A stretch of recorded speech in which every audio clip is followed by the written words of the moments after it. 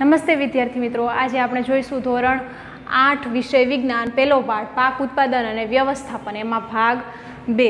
બરાબર. તો ગઈ વખતે આપણે જોયું હતું કે પાક કોને કહેવાય, એના પ્રકાર જોયા હતા, ખરીફ પાક અને રવિ પાક. ખેત પદ્ધતિઓ કોને કહેવાય એના વિશે જોયું હતું, અને ત્યારબાદ આપણે પહેલી ખેત પદ્ધતિ એટલે કે ભૂમિને તૈયાર કરવી એના વિશે આપણે વિસ્તૃત નોંધ જોઈ હતી. તો આજે આપણે બીજો તબક્કો જોઈશું કે વાવણી અથવા રોપણ.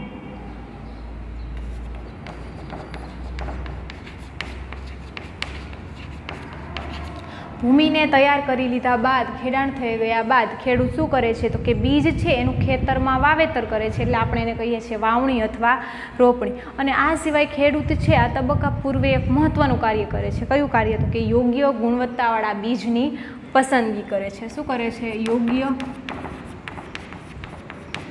ગુણવત્તાયુક્ત બીજની પસંદગી. જેની ગુણવત્તા સારી છે એવા બીજની પસંદગી કરે છે અને એ બીજનું ખેતરમાં વાવેતર કરે છે. શા માટે ખેડૂત યોગ્ય ગુણવત્તાવાળા બીજને પસંદગી કરે છે? કારણ કે યોગ્ય ગુણવત્તાવાળા બીજ હોય એનાથી પાક ઉત્પાદન આપણું સારું થાય, એટલા માટે ખેડૂત છે ગુણવત્તાવાળા બીજને પ્રાથમિકતા આપે છે, એને પ્રાધાન્ય આપે છે. હવે બીજા એક ગુણવત્તાવાળા બીજ અને બીજું આપણે જોઈએ તો કે ક્ષતિગ્રસ્ત બીજ. બંને બીજ છે એને કેવી રીતે અલગ કરવા, તો એના માટેની પ્રવૃત્તિ છે એ તમને પાઠ્યપુસ્તકમાં આપેલી છે. એ પહેલાં આપણે એ સમજી લઈએ કે ક્ષતિગ્રસ્ત બીજ એટલે કેવા બીજ. તો કે જે રોગગ્રસ્ત બીજ હોય અથવા તો પક્ષીઓ દ્વારા જે નુકસાન પામેલા બીજ હોય, અને ટૂંકમાં કહીએ તો જેમાંથી હવે છોડ તૈયાર ન થઈ શકે, એટલે બીજનું અંકુરણ ન થાય, એવા દરેક બીજને કેવા કહેવાય? ક્ષતિગ્રસ્ત બીજ. તો પ્રવૃત્તિ આપણે જોઈ તો કે પહેલાં એક બીકર લઈએ આપણે. એ બીકરમાં આપણે પાણી ભરી દઈએ, ચોખ્ખું શુદ્ધ પાણી આપણે નાખીએ એમાં. ત્યારબાદ આપણે કોઈ પણ પ્રકારના બીજ લઈએ. મગફળી છે એ લઈ શકો, મગફળીના દાણા, ઘઉં છે, મગ, ચણા, કોઈ પણ પ્રકારના બીજ છે એનો ઉપયોગ તમે કરી શકો. એમાં પાણીમાં આપણે શું નાખશું? બીજ. થોડી વાર હલાવીને એને થોડી વાર આપણે રાખી મૂકીએ, અને ત્યાર પછી જો તમે અવલોકન કરો તો તમને શું જોવા મળશે? તો કે કેટલાક બીજ છે એ પાણી ઉપર તરતા જોવા મળશે, જ્યારે કેટલાક બીજ છે તમને તળિયે જોવા મળશે. તો આમાંથી કયા બીજને આપણે ક્ષતિગ્રસ્ત બીજ ગણી શકીએ, કયા બીજને ગુણવત્તાયુક્ત બીજ ગણી શકીએ? તો જે બીજ છે તળિયે બેસેલા છે એ બધા કેવા? ગુણવત્તાયુક્ત બીજ. અને જે બીજ પાણી ઉપર તરે છે એ બીજને કહેવાય ક્ષતિગ્રસ્ત બીજ.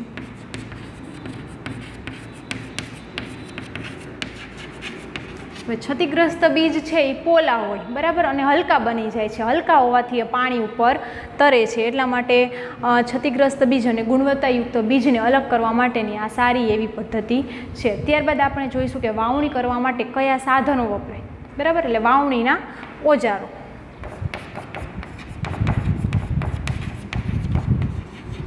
ઓજાર એટલે સાધન. વાવણી કરવા માટે આપણે કયા સાધનનો ઉપયોગ કરીએ છીએ? તો પહેલું સાધન એટલે પરંપરાગત ઓજાર.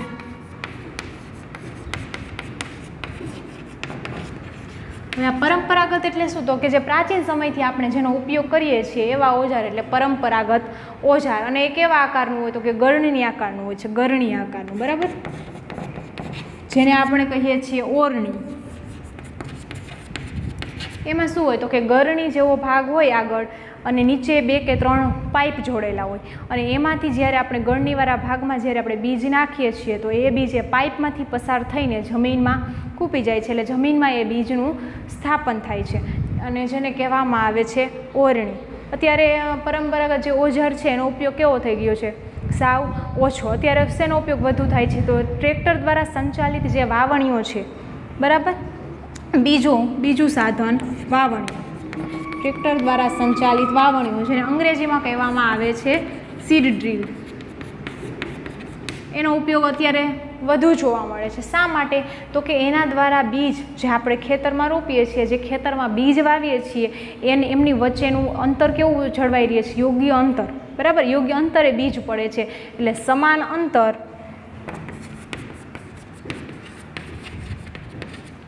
બીજમાં સમાન અંતર જળવાઈ રહે, અને જમીન છે એમાં યોગ્ય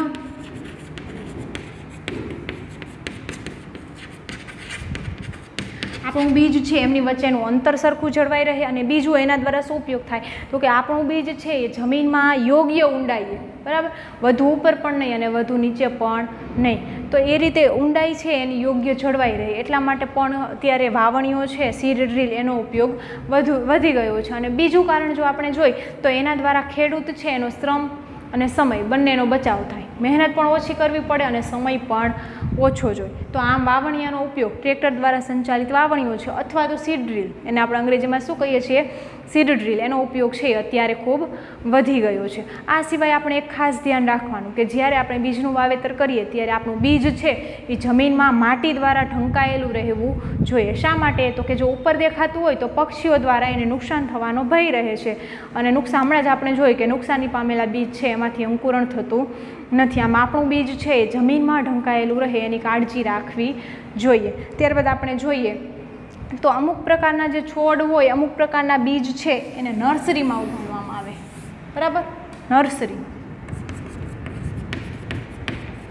એવી જગ્યા કે જેમાં છોડ છે એ અલગ અલગ કોથળીઓમાં રાખેલા હોય અને એમાં બહારથી પોષક તત્વો એને આપવામાં આવે, અને બીજ છે બીજમાંથી છોડ કમ્પ્લીટ તૈયાર થઈ જાય ત્યારબાદ એનું વાવેતર કરવામાં આવે. ધાન્ય જેવા કેટલાક પાક છે એનું વાવેતર છે આ રીતે કરવામાં આવે કે એમને નર્સરીમાં અલગ અલગ કોથળીમાં બીજનું અંકુરણ થવા દેવામાં આવે, એમાંથી છોડ તૈયાર થઈ જાય એટલે મનુષ્ય દ્વારા ફરી પાછું આપણે ખેતરમાં એને રોપવામાં આવે. આ સિવાય આપણે જોઈએ તો પુષ્પીય કેટલીક વનસ્પતિ છે કે જંગલની વનસ્પતિ છે એનું ઉત્પાદન પણ, એનું વાવેતર પણ આ નર્સરીમાં કરવામાં આવે છે, બરાબર. તો અત્યારે આપણે જોયું વાવણી વિશે અને એના પરંપરાગત ઓજારો વિશે. હવે ત્યારબાદ આપણે જોઈએ તો એક મહત્ત્વનું બીજું યાદ રાખવાનું કે છોડ વચ્ચે યોગ્ય અંતર હોવું જોઈએ. જો બીજ આપણે યોગ્ય અંતર એટલે ઉગાડેલા વાવેલા હોય તો જ એમની વચ્ચેનું અંતર કેવું જળવાઈ રહે, યોગ્ય. જો છોડ વધુ ગીચ હોય તો જે દરેક છોડને સૂર્યપ્રકાશ, તાપમાન કે પોષક તત્વની જરૂર પડે. જો છોડ વચ્ચેનું અંતર ઓછું હોય, જો છોડ એકબીજાની વધુ નજીક હોય, ગીચ હોય, તો સૂર્યપ્રકાશ, પોષક તત્વો કે પાણી પૂરતા પ્રમાણમાં છોડને મળશે નહીં, તો આમ પાક છે એ સારો થશે નહીં. તો જો છોડ ગીચ હોય તો અમુક છોડ છે એ વચ્ચેથી દૂર કરવા જોઈએ અને ગીચ થતાં અટકાવવા જોઈએ. હવે ત્યાર પછીનો તબક્કો આપણે ત્રીજો તબક્કો જોઈશું કે કુદરતી અથવા કૃત્રિમ ખાતર આપવું. વાવણી પછી આપણે શું કરીએ છીએ તો ખેતરમાં આપણો જે પાક છે જમીનમાં આપણે ખાતર નાખીએ છીએ.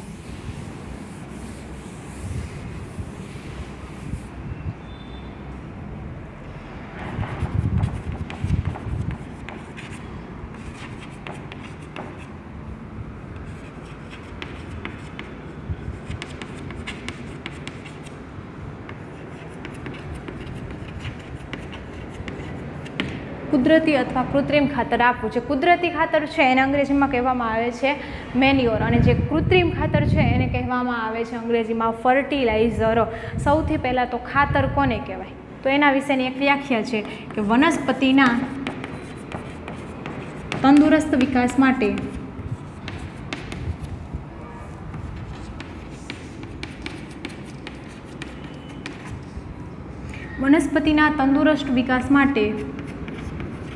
પોષક દ્રવ્ય સ્વરૂપે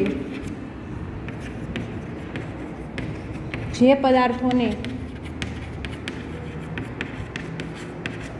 જમીનમાં અથવા માટીમાં ઉમેરવામાં આવે છે તેને ખાતર કહેવામાં આવે છે. કઈ વ્યાખ્યા તો કે વનસ્પતિના તંદુરસ્ત વિકાસ માટે પોષક દ્રવ્ય સ્વરૂપે જે પદાર્થોને માટીમાં ઉમેરવામાં આવે તેને કહેવામાં આવે છે ખાતર. જેમાં આપણને પોષક દ્રવ્યની જરૂર પડે છે એમ વનસ્પતિ છે એ પણ સજીવ છે, એને પણ પોષક દ્રવ્યની જરૂર પડે તો આપણો પાક ઉત્પાદન સારું થાય, વનસ્પતિની વૃદ્ધિ યોગ્ય થાય, એટલા માટે આપણે શું કરીએ છીએ એમાં બહારથી આપણે એમાં ખાતર નાખીએ છીએ. સ્વસ્થ પાક થાય અથવા નબળો પાક થાય તો એના પાછળનું એક કારણ છે એમાં ખાતર ઉમેરવું, બરાબર. હવે આપણે જોઈએ તો આપણે કુદરતી અથવા કૃત્રિમ કોઈ પણ પ્રકારનું ખાતર છે એમાં નાખી શકીએ છીએ, અને કુદરતી અને કૃત્રિમ ખાતર બંનેનો તફાવત પણ આપણે આગળ જોઈશું. હવે જમીન છે એ પાકને શું આપે તો કે ખનિજ તત્વ પ્રદાન કરે. જમીન છે એ પાકને શું આપે? ખનિજ તત્વ. હવે ખેડૂત શું કરે છે તો કે વધુ પાક ઉત્પાદન મેળવવા માટે ખેતરને ક્યારેય ખાલી છોડતો નથી. એક પાકનું વાવેતર થઈ જાય ત્યારબાદ શું કરે છે કે તો તરત બીજા પાકનું વાવેતર કરે છે. આમ ખેડૂત છે એ ખેતરને ક્યારેય ખાલી છોડતો નથી. હવે દરેક પાક છે, દરેક વનસ્પતિ છે એ જમીનમાંથી પોષક દ્રવ્યનું શોષણ કરે છે. આમ વારંવાર પાક ઉગાડવામાં આવે તો પોષક દ્રવ્યનું પ્રમાણ ધીરે ધીરે જમીનમાં કેવું થતું જાય છે, ઘટતું જાય છે. પોષક દ્રવ્યની ખામી ઊભી થાય છે અને આ ખામી જે ઊભી થાય છે એની પૂર્તિ કરવા માટે ખેડૂત શું કરે છે, બહારથી પોષક દ્રવ્ય આપે છે. કેના સ્વરૂપે તો કે કુદરતી અથવા કૃત્રિમ ખાતર સ્વરૂપે. એમાંથી પહેલાં આપણે જોઈશું કુદરતી ખાતર વિશે.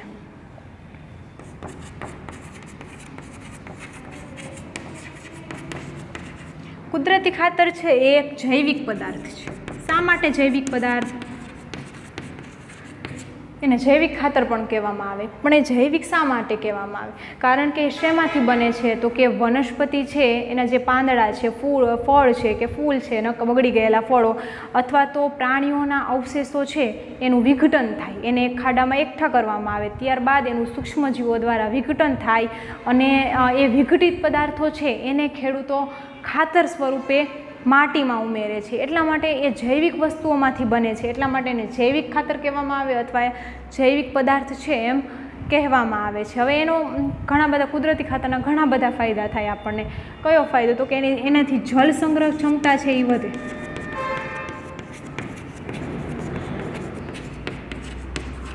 જમીન છે એની પાણીને સંગ્રહ કરવાની ક્ષમતામાં વધારો થાય કુદરતી ખાતર નાખીએ ત્યારે. બીજું તો કે અલ્પદ્રાવ્ય છે, પાણીમાં અલ્પદ્રાવ્ય છે એટલે સંપૂર્ણ ઓગળી જતું નથી પાણીમાં, એને કહેવાય અલ્પદ્રાવ્ય, થોડા પ્રમાણમાં ઓગળે છે.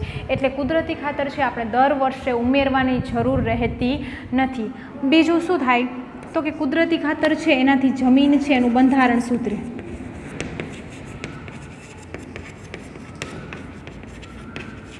બંધારણ સુધરે એટલે એમાં પોષક દ્રવ્ય છે એ ભરપૂર માત્રામાં મળી જાય, બરાબર. એટલે જમીન છે આપણી ફળદ્રુપ બની જાય. એના ઉદાહરણ આપણે જોઈએ તો અળસિયાનું ખાતર છે, છાણિયું ખાતર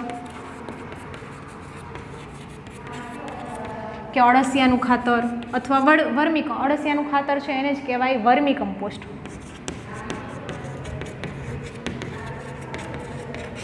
બરાબર, અળસિયાનું ખાતર છે, આ સિવાય લીલો પડવાશ છે, આ દરેક છે કુદરતી ખાતરના ઉદાહરણો છે. ત્યારબાદ આપણે કહીએ કુદરતી ખાતર અને કૃત્રિમ ખાતર બંનેમાંથી શેમાં પોષક દ્રવ્યનું પ્રમાણ વધુ હોય એ સમજવા માટે ફરી પાછી આપણે એક પ્રવૃત્તિ કરવાની છે. બરાબર, ફરી પાછી આપણે એક પ્રવૃત્તિ કરીએ. એમાં શું તો કે મગ અથવા ચણા બંનેમાંથી કોઈ પણના બીજ લઈ લો અને એને અંકુરિત કરો અને એમાંથી પ્રાંકુર વિકસાવો, બરાબર. અને ત્યારબાદ 3 કોઈ પણ પાત્ર લઈએ આપણે. આ પાત્રને આપણે નામ આપી દઈએ A, B અને C. ત્યારબાદ આપણે એમાં શું નાખશું? માટી. સરખી ઊંચાઈ આપણે એમાં શું ભરી દીધું? માટી. શું નાખી દીધું? ત્રણેયમાં માટી. જે પહેલું પાત્ર છે એમાં માટી નાખ્યા બાદ આપણે કુદરતી ખાતર નાખશું. જે બીજું પાત્ર છે એમાં માટી નાખ્યા બાદ સરખા પ્રમાણમાં આપણે નાખશું કૃત્રિમ ખાતર. અને જે ત્રીજું પાત્ર છે એમાં આપણે માટી સિવાય કાંઈ ઉમેરશું નહીં. ત્યારબાદ આપણે ત્રણેયમાં સરખી માત્રામાં પાણી નાખશું અને ત્યારબાદ જે આપણે પ્રાંકુર વિકસાવેલા હતા એનું વાવેતર કરશું આમાં, એટલે એ ઉગાડશું, આમાં રોપી દઈશું એ પ્રાંકુરને. સરખા પ્રાંકુર પસંદ કરવાના જેથી આપણે વૃદ્ધિ છે એ આપણે માપી શકીએ કે કોની વૃદ્ધિ છે એ શેમાં વૃદ્ધિ વધારે થાય છે. આમ પ્રાંકુર છે એ વાવી દીધા બાદ તે આ ત્રણેય જે પાત્ર છે એને સુરક્ષિત જગ્યાએ મૂકી દેવાના. સુરક્ષિત જગ્યાએ મૂક્યા બાદ 7 કે 10 દિવસ પછી આપણે એનું અવલોકન કરવાનું અને જોવાનું કે શેમાં આપણને વૃદ્ધિ છે એ વધુ જોવા મળે અને શેમાં વૃદ્ધિ ઓછી જોવા મળે.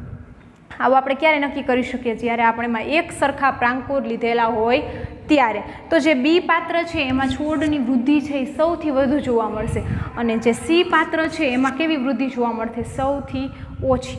Cમાં સૌથી ઓછી જોવા મળે છે. એનો મતલબ એ તો થાય જ છે કે કોઈ પણ છોડની વૃદ્ધિ ક્યારે સૌથી વધુ થાય તો કે આપણે એમાં કુદરતી અથવા કૃત્રિમ ખાતર નાખીએ ત્યારે. અને એ બીજું જોવા મળે છે કે જે B પાત્ર છે એમાં વૃદ્ધિ સૌથી વધુ જોવા મળે. શા માટે? તો કે એમાં આપણે કૃત્રિમ ખાતર નાખેલું છે. તો આનો અર્થ એવો થાય કે કૃત્રિમ ખાતર છે એમાં પોષક દ્રવ્યનું પ્રમાણ કેવું હશે? કુદરતી ખાતર કરતાં વધારે, એટલે એમાં વૃદ્ધિ છે એ ઝડપથી જ આપણને જોવા મળે છે. તો હવે આપણે જોઈશું કૃત્રિમ ખાતર વિશે.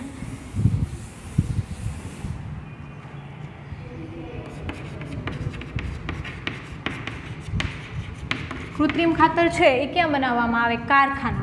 કારખાનામાં રાસાયણિક પ્રક્રિયા દ્વારા કૃત્રિમ ખાતર બનાવવામાં આવે છે. જ્યારે કુદરતી ખાતર છે એ ખેતરમાં બનાવવામાં આવે છે. હવે બીજું આપણે જો કૃત્રિમ ખાતરના ઉદાહરણ આપણે જોઈએ તો આપણને ખબર છે કે યુરિયા, પછી એનપીકે ખાતર. એનપીકે એટલે નાઇટ્રોજન, ફોસ્ફરસ અને પોટેશિયમ યુક્ત ખાતર. બીજું છે ડીએપી ખાતર, ડાઈ એમોનિયમ ફોસ્ફેટ, પછી પોટાશ, એમોનિયમ સલ્ફેટ.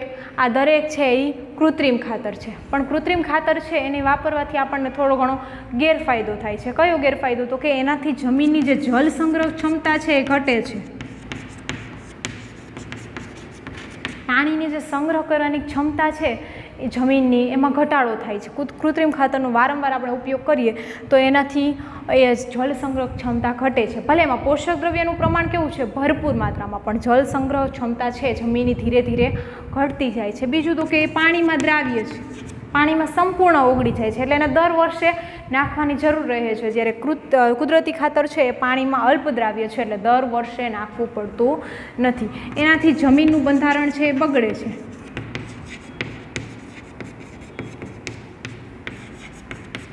એનો વધુ પડતો ઉપયોગ કરવામાં આવે તો જમીનનું બંધારણ છે એ બગડી જાય છે અને ધીરે ધીરે જમીનની ફળદ્રુપતા છે એ કેવી થાય છે? ઘટતી જાય છે. તો આ આપણે જોયું કુદરતી અને કૃત્રિમ ખાતર. બીજું એક મહત્વનું છે કે પાકની ફેરબદલી.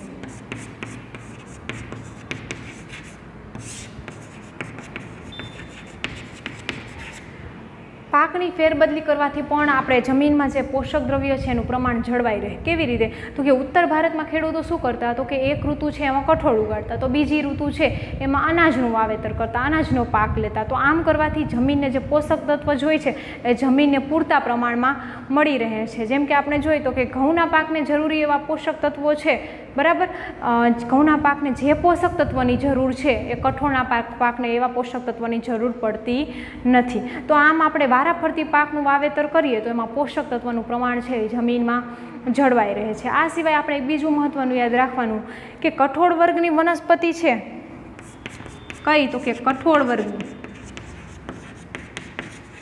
કઠોળ વર્ગની વનસ્પતિના જે મૂળ હોય અને એમાંય મૂળ ગંડિકા, જે નાના નાના મૂળમાં જે છિદ્રો હોય એમાં રાઇઝોબિયમ નામના બેક્ટેરિયા હોય. કયા?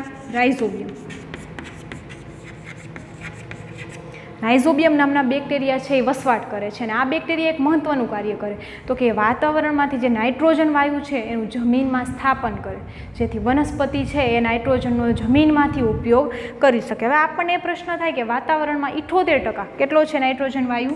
78% જેટલો નાઇટ્રોજન વાયુ છે.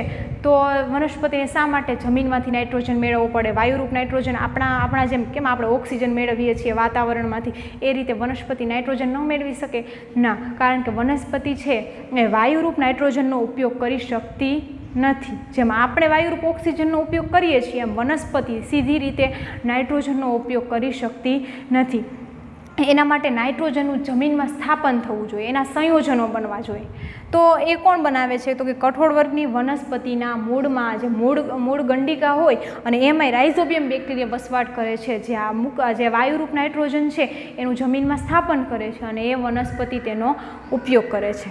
હવે અત્યારે આપણે કુદરતી અને કૃત્રિમ બંને વિશે જોયું, તો હવે આપણે બંનેનો તફાવત જોઈશું કે બંને વચ્ચે શું ફેર છે.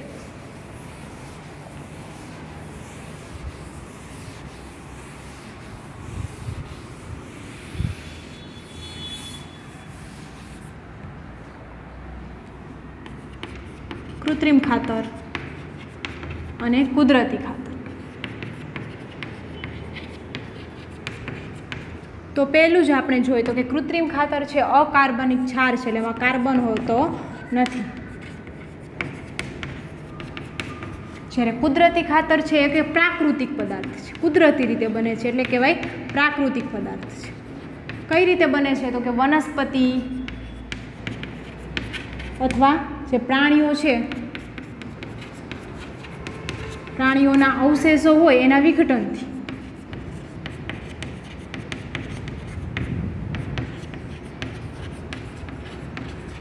વનસ્પતિ કે પ્રાણીઓના અવશેષો છે એનું સૂક્ષ્મજીવો દ્વારા વિઘટન થાય એટલે કુદરતી ખાતર બને, એટલે કહેવાય પ્રાકૃતિક પદાર્થ, એટલે કુદરતી રીતે બને છે. હવે બીજું આપણે જોઈએ તો કૃત્રિમ ખાતર છે, હમણાં આપણે કીધું એમ કે કારખાનામાં બને, જ્યારે કુદરતી ખાતર છે એ ક્યાં બનાવવામાં આવે છે તો કે ખેતરમાં. ત્યાર પછી આપણે જોઈએ તો કૃત્રિમ ખાતર છે એમાં સેન્દ્રિય પદાર્થો, એનો ઉપયોગ કરવાથી સેન્દ્રિય પદાર્થો જમીનને મળતા નથી, કારણ કે એમાં સેન્દ્રિય પદાર્થોનું પ્રમાણ હોતું નથી. તો આપણે લખી શકીએ કે જમીનને સેન્દ્રિય પદાર્થો મળતા નથી.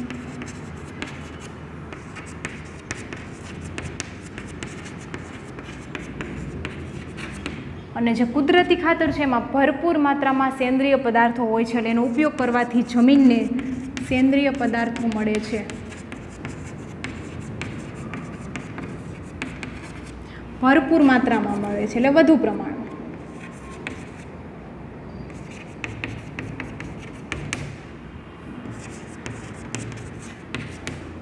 અને છેલ્લું આપણે જોઈએ તો કે હમણાં જ આપણે પ્રવૃત્તિ કરી હતી એમ કે કૃત્રિમ ખાતર છે પોષક દ્રવ્યથી ભરપૂર હોય. કયા પોષક દ્રવ્ય તો કે નાઇટ્રોજન, ફોસ્ફરસ, પોટેશિયમ, આવા પોષક દ્રવ્યથી ભરપૂર હોય.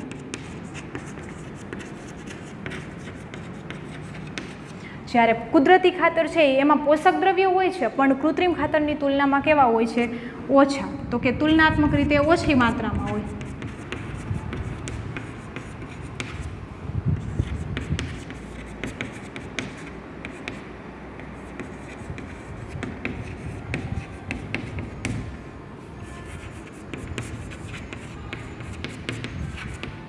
બરાબર, તો આ થયો એનો તફાવત. શું તો કે કૃત્રિમ ખાતર છે અકાર્બનિક ક્ષાર છે, કુદરતી ખાતર છે કુદરતી પદાર્થ છે, પ્રાકૃતિક પદાર્થ છે, વનસ્પતિ અને પ્રાણીઓના અવશેષોના વિઘટનથી બને છે. કૃત્રિમ ખાતર છે કારખાનામાં બને, જ્યારે કુદરતી ખાતર છે એ ખેતરમાં બને. કૃત્રિમ ખાતર છે એનાથી જમીનને સેન્દ્રિય પદાર્થો મળતા નથી, જ્યારે કુદરતી ખાતરનો ઉપયોગ કરવામાં આવે તો જમીનને ભરપૂર માત્રામાં સેન્દ્રિય સડતા સેન્દ્રિય પદાર્થો, જેને અંગ્રેજીમાં હ્યુમસ કહેવાય, એ મળે છે. અને કૃત્રિમ ખાતર છે પોષક દ્રવ્યથી ભરપૂર હોય અને કુદરતી ખાતર છે તુલનાત્મક રીતે, એટલે આની સરખામણીમાં પોષક દ્રવ્યનું પ્રમાણ એમાં કેવું હોય છે? ઓછું. પોષક દ્રવ્ય એટલે નાઇટ્રોજન, ફોસ્ફરસ કે પોટેશિયમ, જે દ્રવ્યોની વનસ્પતિને જરૂર પડે એ દ્રવ્યો. હવે છેલ્લે આપણે જોઈશું કુદરતી ખાતર છે એના ફાયદા.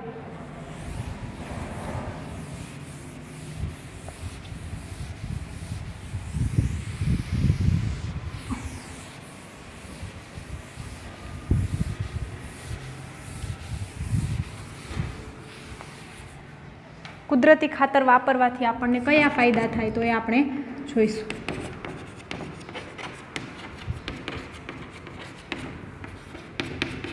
હમણાં આપણે જોઈ લીધું એમ કે એક જૈવિક ખાતર છે, કારણ કે એ સજીવોના અવશેષોમાંથી બને છે. તો એનાથી શું આપણને ફાયદો થાય તો કે પહેલું આપણે જોઈએ તો એનાથી સૂક્ષ્મજીવોની વૃદ્ધિ થાય. કેવા સૂક્ષ્મજીવો? તો કે જે પાક માટે, જે વનસ્પતિ માટે ફાયદાકારક છે એવા સૂક્ષ્મજીવોની વૃદ્ધિ થાય. કેવી રીતે? તો કે એનાથી જમીન છે એ છિદ્રાળુ બની જાય.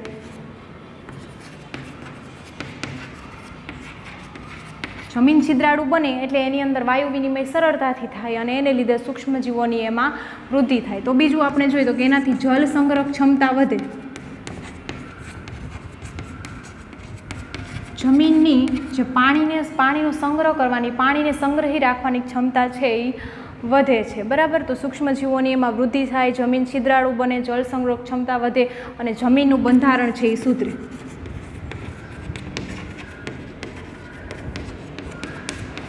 જમીનનું બંધારણ સુધરે એટલે એમાં પોષક તત્વોનું પ્રમાણ છે એ જળવાઈ રહે અને એને લીધે જમીનની ફળદ્રુપતા છે એ વધે. તો અહીંયા આજે આપણે જોયું કુદરતી અને કૃત્રિમ ખાતર વિશે, એનો તફાવત જોયો. આપણે વાવણી વિશે જોયું, રોપણી વિશે જોયું, એના ઓજારો વિશે જોયું. હવે નેક્સ્ટ આપણે પછી આવતા લેક્ચરમાં જોઈશું. Thank you.